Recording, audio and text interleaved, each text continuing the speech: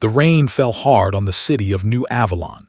It was a massive place where ships from 100 different worlds landed every day. Aliens of all shapes and sizes walked through the bright streets, buying things, selling things, and living their rich lives. But not everyone in New Avalon was rich. Not everyone had a home. Young was 12 years old. He had no parents. He had no home. He had nothing except the dirty clothes on his back and a thin blanket that was more holes than fabric. Every night he slept in a small alley behind a restaurant. The owner, an old alien with 4 arms, sometimes left food scraps in the garbage for him. It was not much, but it kept him alive. Tonight was especially cold. The rain had turned to ice, and Young could see his breath forming small clouds in front of his face. He pulled his blanket around his thin shoulders and tried to stop shaking. His stomach was empty. He had not eaten in 2 days. He closed his eyes and tried to sleep, but the cold would not let him. So he just sat there, listening to the sound of the rain hitting the metal walls around him. That was when he heard it. A soft sound, like a baby crying but not quite. It was coming from the pile of garbage at the end of the alley. Young opened his eyes. He should not care. He had enough problems of his own. But the sound was so sad, so helpless, that he could not ignore it. He stood up slowly, his legs shaking from the cold and hunger.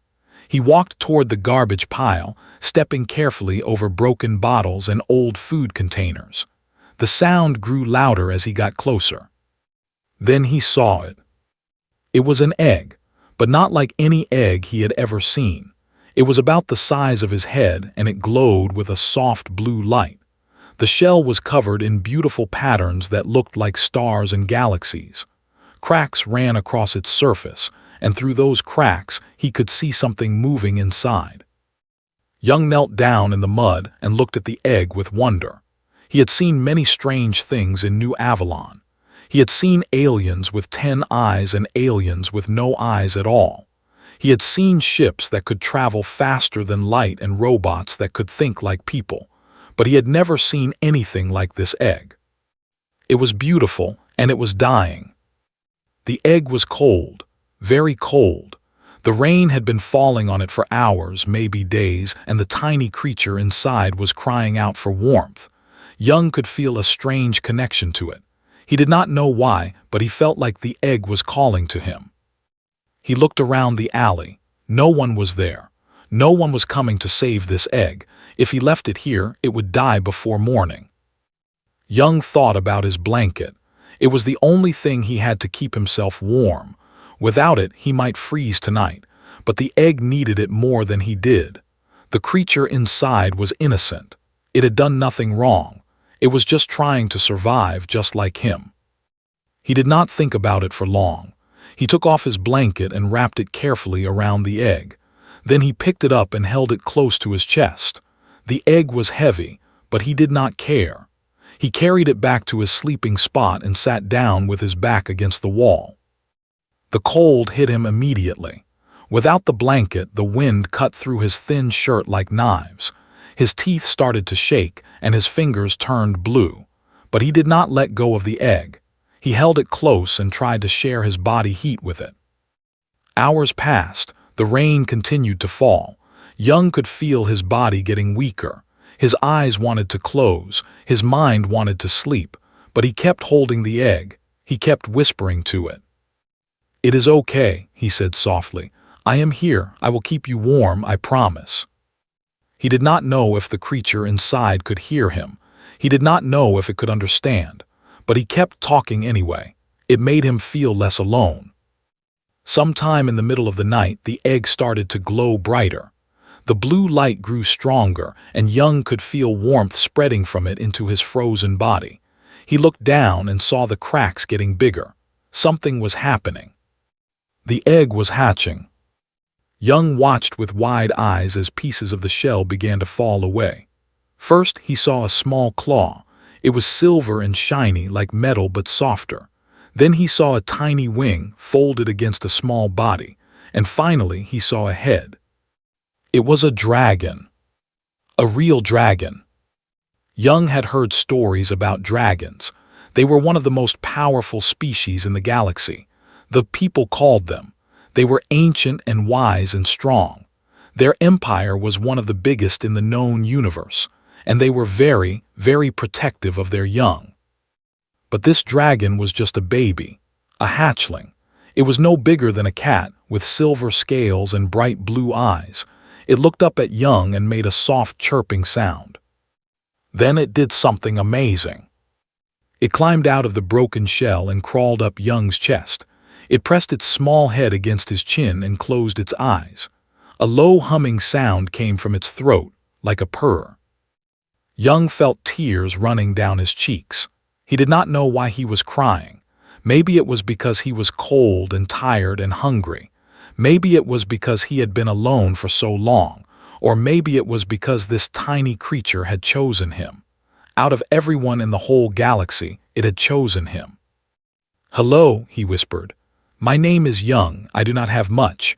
I do not have food or a home or even a warm place to sleep, but I will take care of you, I promise."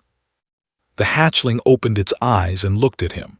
In that moment, Young felt something he had not felt in a very long time. Hope. He did not know what tomorrow would bring. He did not know how he would feed himself, let alone a dragon. But right now, in this cold alley, he was not alone anymore. And that was enough. The rain continued to fall, but Young did not feel as cold anymore. The hatchling was warm against his chest, and its humming sound was like a lullaby. He closed his eyes, and for the first time in weeks, he smiled.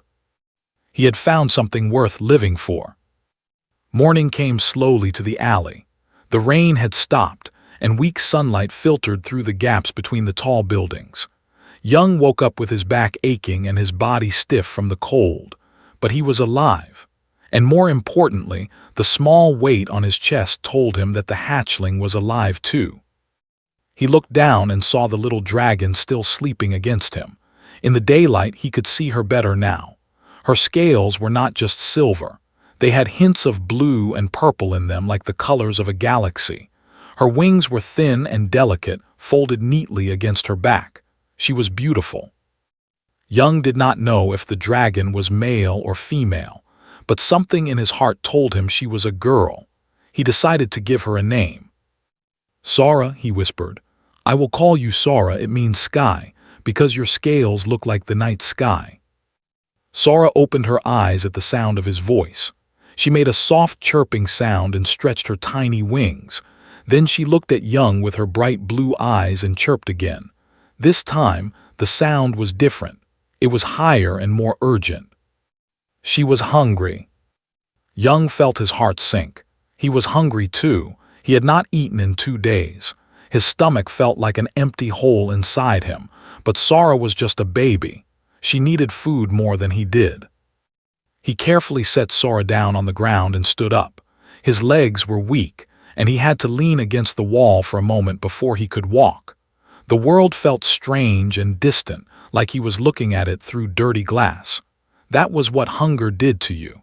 It made everything feel unreal. He walked to the garbage pile where he had found the egg.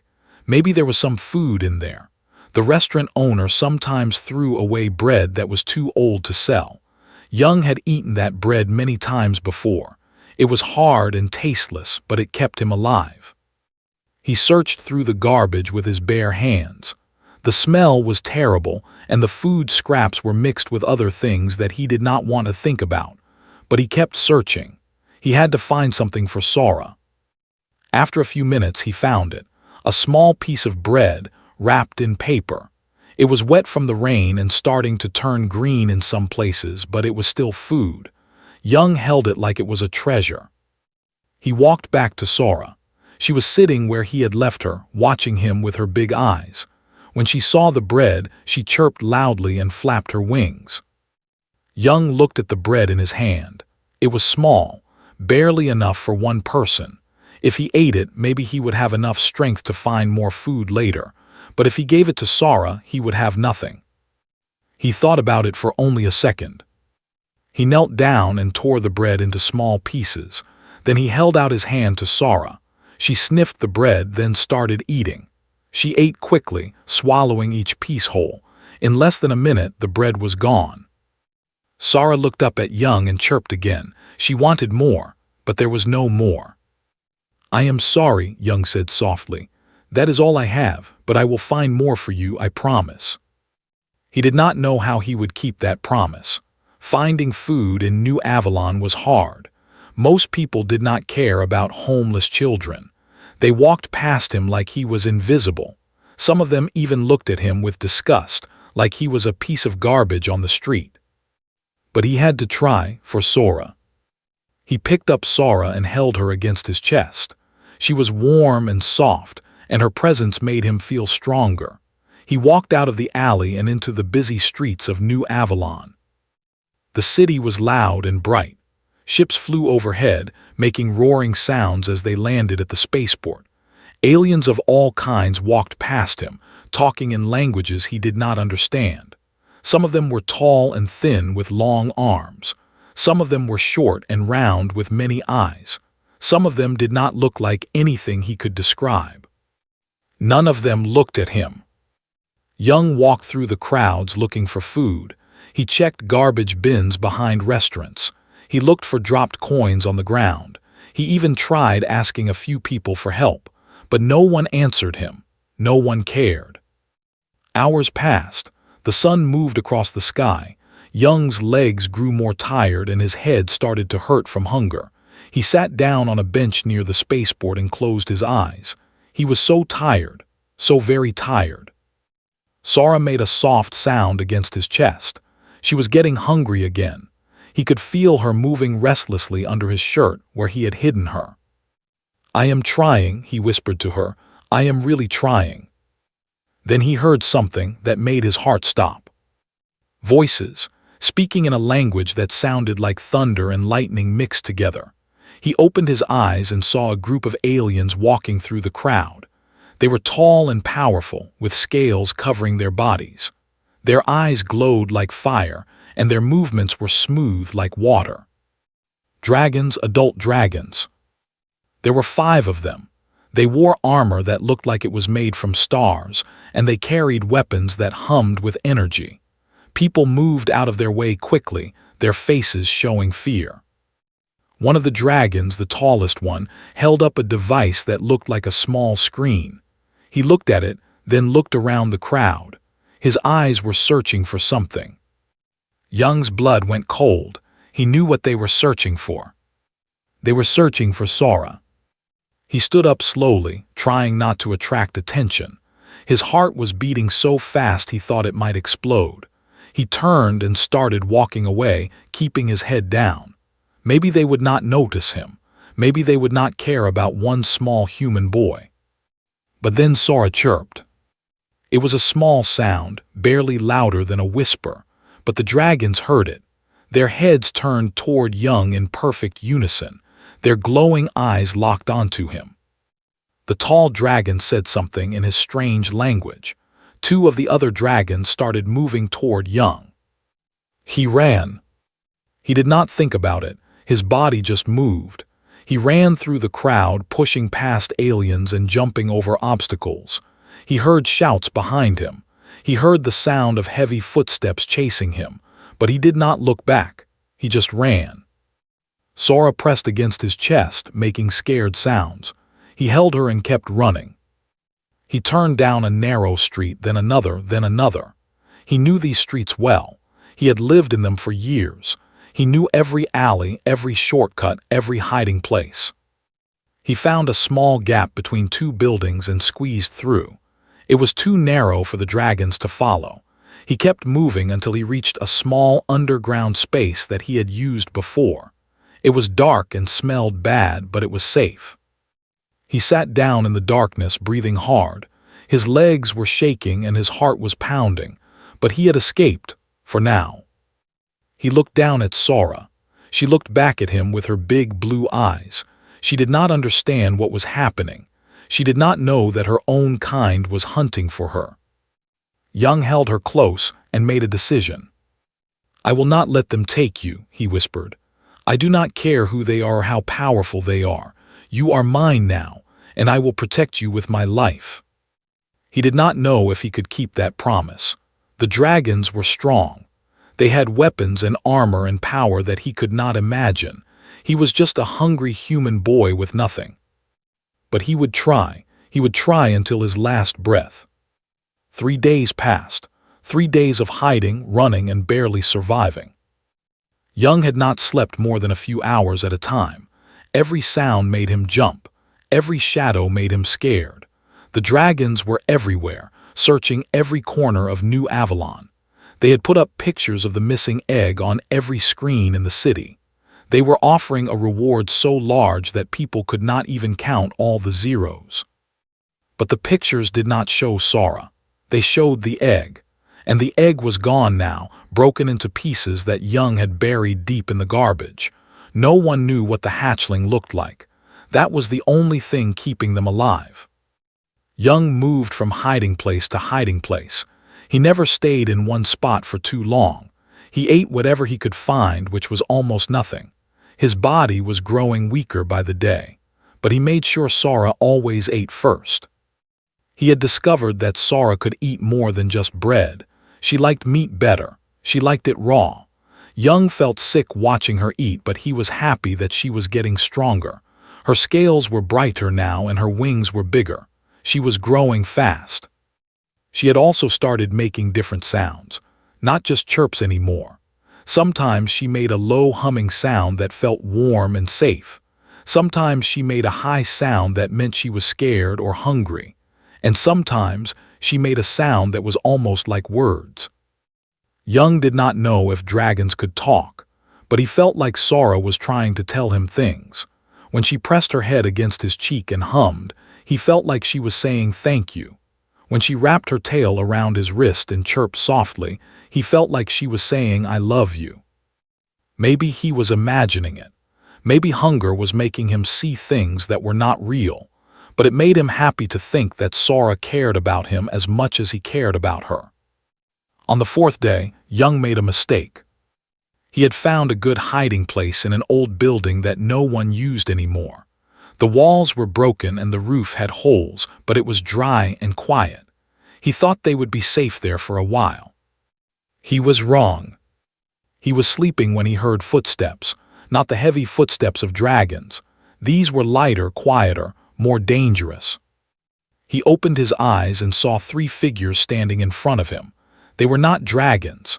They were aliens of different kinds, wearing dark clothes and carrying weapons. Their eyes were cold and hungry, but not for food. They were poachers. Young had heard stories about poachers. They were criminals who caught rare creatures and sold them to rich collectors. A dragon hatchling would be worth more money than anything they had ever caught before, enough money to buy a planet. The leader of the group was a tall alien with gray skin and no hair. He smiled at Young, showing teeth that were sharp like needles. "Hello, little human," he said. His voice was smooth like oil. "We have been looking for you, or rather, we have been looking for what you are hiding." Young pressed his back against the wall, holding Sora behind him. His heart was beating so fast he could barely breathe. He had no weapons. He had no strength. He had nothing. "I do not know what you are talking about," he said. His voice came out weak and shaky. The poacher laughed. "Do not lie to me, boy. We have been watching you for 2 days. We know you have the dragon. Give it to us and we will let you live. We might even give you some food. You look like you need it." Young thought about it. His body was screaming at him to give up. He was so tired, so hungry, so scared. If he gave them Sora, all his problems would be over. He could sleep. He could eat. He could live. But then he felt Sora pressing against his back. She was shaking. She was scared. She trusted him to protect her. He thought about the first night, when he had wrapped her in his blanket. He thought about the bread he had given her when he had nothing else. He thought about all the times she had pressed her head against his cheek and hummed. He could not give her up. He would rather die. "No," he said. His voice was stronger now. "She is not yours to take. She is mine." The poacher's smile disappeared. His eyes became dark and angry. "Stupid boy," he said. "You think you can stop us. You are nothing. You are just a piece of garbage that nobody wants. Give us the dragon or we will take it from your dead body." Young did not move. He did not speak. He just stared at the poacher with eyes that held no fear. He had already accepted that he might die. He had accepted it the moment he wrapped his blanket around the egg. The poacher raised his weapon. And then everything went crazy. Sora screamed. It was not a chirp or a hum or any sound she had made before. It was a scream that cut through the air like a knife. The sound was so loud and so powerful that the walls of the building shook. The poachers grabbed their heads in pain. They dropped their weapons and fell to their knees. Blood came out of their ears. They screamed too, but their screams were nothing compared to Sora's. Young felt the sound too. It hurt his ears and made his head spin, but it was different for him. Under the pain, he felt something else. He felt Sora's fear. He felt her anger. He felt her love for him burning like a fire. The scream stopped. The poachers were lying on the ground, not moving. Young did not know if they were dead or just knocked out. He did not care. He turned around and picked up Sora. She was shaking badly, and her scales had turned a darker color. Making that scream had cost her a lot of energy. "It is okay," he whispered, holding her close. "You saved us. You are so brave." Sora made a weak chirping sound and closed her eyes. She was exhausted. Young knew they had to move. The scream had been loud. Others might have heard it. The dragons might be coming right now. He ran out of the building and into the night. He ran until his legs could not carry him anymore. Then he walked. Then he crawled. He did not stop until he found a new hiding place, deep underground where no one would find them. He sat in the darkness, holding Sora against his chest. She was sleeping now, her breathing slow and steady. He looked at her and felt something strange in his heart. Pride. This tiny creature had saved his life. She had used power that she did not even know she had just to protect him. She was strong, so much stronger than he was.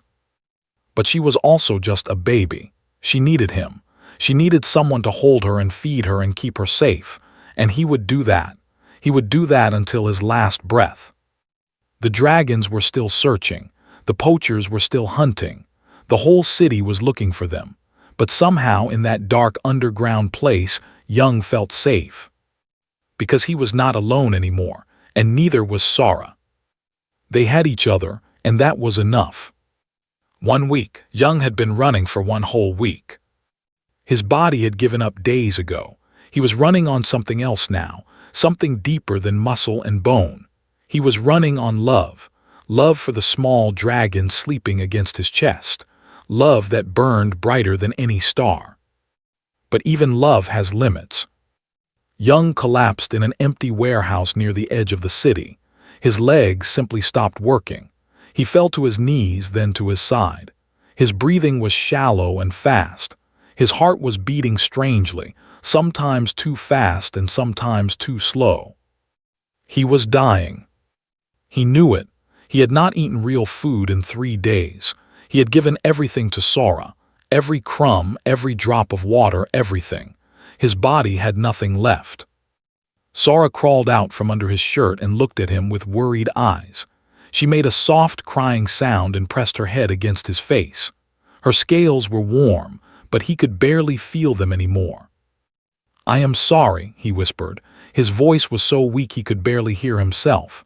"I tried my best, I really did." Sora cried louder. She did not understand. She did not know that her friend was leaving her. Young reached out with a shaking hand and touched her head gently. "You are so beautiful," he said. "You are going to grow up to be so strong. I wish I could see it. I wish I could be there with you." Tears fell from his eyes. He was not scared of dying. He had been close to death many times before, but he was scared of leaving Sora alone. Who would take care of her? Who would love her? He closed his eyes. The sound of footsteps made him open them again. Someone was coming into the warehouse, many someones. He heard the heavy sound of dragon feet and the lighter sound of dragon soldiers moving in formation. They had found him. After all this time, they had finally found him. He tried to move, but his body would not listen. He could only lie there and watch as the dragons surrounded him. There were at least 20 of them, warriors in beautiful armor with weapons that glowed with power. They were the most terrifying things he had ever seen, but he was too tired to be scared. Then the warriors parted, and someone else walked through. She was a dragon, but different from the others. She was smaller and more elegant. Her scales were pure white like fresh snow. Her eyes were gold, and they shone with intelligence and power. She wore no armor, only a simple dress that flowed like water around her. But the most amazing thing about her was the feeling she gave off. When Young looked at her, he felt like he was looking at the sun, warm and bright and impossible to ignore. This was no ordinary dragon. This was someone important, very important. The white dragon walked toward him slowly. Her golden eyes moved from Young to Sora and back again. Her face showed no emotion. He could not tell if she was angry or sad or anything else. She stopped a few feet away and looked down at him. "So," she said, her voice was soft but powerful like thunder in the distance, "you are the human who took our princess." Princess? The word hit Young like a physical blow. Sora was a princess. She was not just any dragon hatchling. She was royalty. "I did not take her," he said. His voice was barely a whisper. "I found her. She was going to die." The white dragon tilted her head. "You found her in the garbage, yes, we know. We have been watching you for some time now." Watching? They had been watching. Young felt confused. If they knew where he was, why did they wait so long to catch him? "You confuse us, human," the white dragon continued. "When we first heard that a human had our princess, we expected the worst. We thought you would try to sell her, or use her as a hostage, or hurt her for revenge against our kind." She paused and looked at Sora. The little dragon was standing in front of Young now, her wings spread wide. She was trying to protect him. She was trying to be brave, even though she was shaking with fear. "But you did none of those things," the white dragon said. "Instead, you gave her your only blanket. You gave her your only food. You protected her from poachers and ran until your body broke. You are dying right now because you chose her life over yours." Young did not say anything. He did not have the strength. The white dragon knelt down in front of him. Her golden eyes were soft now, filled with something that looked like wonder. "Why?" she asked. "Why would you do this? You are human. We are dragons. Our kinds have never been friends. We have ignored your species for thousands of years. We think of you as primitive and weak. Why would you sacrifice everything for one of us?" Young looked at Sora. The little dragon had stopped shaking. She was looking at him with her big blue eyes, waiting for his answer. He took a deep breath. It hurt, but he did not care. "Because she needed me," he said. "She was alone and cold and scared, just like me. I know what that feels like. I know how much it hurts. I could not leave her to feel that pain. I could not." He coughed and there was blood in his mouth, but he kept talking. "I do not want a reward. I do not want money or power or anything else. I just want you to promise me one thing." The white dragon leaned closer. "What is it?" Young looked at Sora one last time. His vision was getting dark around the edges. "Please be kind to her," he said. "Please love her. She is the best thing that ever happened to me. Please make sure she grows up happy." The warehouse was silent. No one moved. No one spoke. Then Sora made a sound. It was not a chirp or a scream or any sound she had made before. It was a word, a clear, perfect word. "No." Everyone in the warehouse froze. Young's eyes went wide. Sora walked up to him and pressed her head against his chest. "No," she said again. Her voice was small and strange, like a child learning to speak for the first time. "No, leave, stay, please stay." The white dragon stood up slowly. Her golden eyes were filled with tears. "In all my 1,000 years," she said quietly, "I have never seen anything like this." She turned to one of her warriors. Get our healers, now, I do not care what it takes, save this boy. The warrior ran out of the warehouse, faster than Young's eyes could follow. The white dragon knelt down again and touched Young's face gently. Hold on, little human, she said. You have shown me something today that I will never forget. You have shown me what true kindness looks like. I will not let you die. Young tried to speak, but he could not. His vision was fading. The last thing he saw was Sora's face, pressed close to his. The last thing he felt was her warmth against his broken body. Then everything went dark. Light. Warm, gentle light. Young opened his eyes slowly. Everything was blurry at first, like looking through water. He blinked a few times and the world came into focus. He was lying in a bed, a real bed with soft pillows and clean sheets. He could not remember the last time he had been in a real bed, maybe never. The room around him was beautiful. The walls were made of something that looked like crystal, and they glowed with a soft blue light. The ceiling was high and decorated with patterns that looked like stars. Everything was clean and warm and perfect. Was he dead? Was this heaven? Then he felt something warm against his side. He looked down and saw Sora curled up next to him, sleeping peacefully. Her silver scales rose and fell with each breath. She looked healthy and happy and safe. He was not dead, he was alive. The door opened and the white dragon walked in. She looked different today, less like a powerful queen and more like a normal person. She was wearing simple clothes and her white scales seemed softer in the light. You are awake, she said. Her voice was gentle. Good, we were worried about you. Young tried to sit up, but his body was still weak. The white dragon walked over and helped him, placing pillows behind his back. Do not move too much, she said. You almost died. Your body needs time to heal. Where am I? Young asked. His voice sounded strange to him, stronger than before. You are on my ship, the white dragon said. We left New Avalon 3 days ago. We are going home. To the... 3 days. He had been sleeping for 3 days. No wonder he felt so strange. I never introduced myself, the white dragon continued. She sat down on a chair next to his bed. My name is, I am the Empress of the Empire. Young's heart stopped. Empress. He had been talking to the Empress. He had made demands to the Empress. He had almost died in front of the Empress. I am sorry, he said quickly. I did not know, I did not mean to be disrespectful. I held up her hand and he stopped talking. You have nothing to apologize for, she said. If anything, I should apologize to you. We put out that reward and it attracted poachers and criminals. We put you in danger. That was our fault. She looked at Sora, who was still sleeping. Her golden eyes were soft with love. Sora is my daughter, said. My youngest child.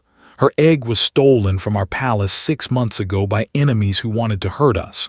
We searched everywhere, but we could not find her. We thought she was dead. Her voice broke a little. Even an empress could cry for her child. When we heard that her egg had been found on a human world, we came as fast as we could. We expected to find criminals or enemies. We expected to fight. We did not expect to find a starving boy who had given everything he had to keep her alive. She looked at Young, and there were tears in her golden eyes. You saved my daughter's life. You gave her warmth when she was cold. You gave her food when you had none. You protected her from poachers and ran until your body broke. You did all of this for no reward. You did it simply because it was the right thing to do. Young did not know what to say. He had never thought of himself as special. He was just a homeless boy who did what anyone would do. But looking at his face, he realized that maybe what he did was special. Maybe most people would not have done the same thing. Maybe most people would have left the egg to die or sold it for money.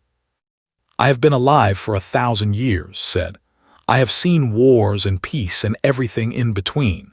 I have met millions of beings from hundreds of worlds, but I have never seen kindness like yours.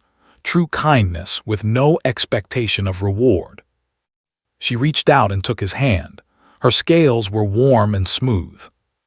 "They have always thought of humans as primitive," she said. "We ignored your species because we thought you had nothing to offer. We were wrong, so very wrong." She squeezed his hand gently. "I would like to offer you something, Young, not as a reward but as a thank you, and as an apology for how my people have treated yours." Young waited. "I would like to adopt you," said. "I would like you to become a member of my family, a prince of the empire. You would have a home, you would have food, you would have education and opportunities and a future." She paused. "And most importantly, you would have Sara. She has bonded with you. In our culture, when a dragon bonds with someone, it is forever. She will never leave you. She will follow you wherever you go for the rest of your lives." Young looked at Sara. The little dragon had woken up during the conversation. She was looking at him with her big blue eyes, waiting for his answer.